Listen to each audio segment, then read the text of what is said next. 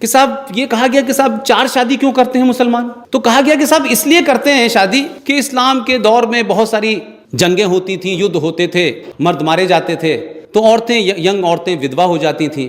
तो वो यंग औरतों को एक शेल्टर देने के लिए। जिस दिन मैंने ये सवाल पूछा उस दिन से मुझे इस जवाब देने वाले कोई मिल नहीं रहा है। मैंने एक सवाल उनसे पूछा कि मुझे ये तो समझ में आता है कि जब मोहम्मद साहब की उम्र मात्र 24 साल थी, तो जब उन्होंने पहली शादी खदीजा से की उस वक्त उनकी उम्र कोई 42 साल की थी, 44 साल की थी। यहाँ तक तो समझ में आता है। दूसरी शादी की उन्होंने, ये तीसरी शादी आयशा जिसकी उम्र 7 साल थी और खुद मोहम्मद साहब 54 साल के थे। तो मुझे ये समझ नहीं आया कि 7 साल की लड़की को क्या शेल्टर देना था आपको, और उसका तो बाप जिंदा था। तो भाई जब बाप जिंदा था तो आप क्या कर रहे थे? और आपको शेल्टर देना ही लग रहा था, तो फिर आप कहते मेरी बेटी है। 7 साल की लड़की को बेटी भी बना सकते थे, निकाह करना जरूरी था। तो पता ही चला कि सिलसिला 14 पे जाके रुका।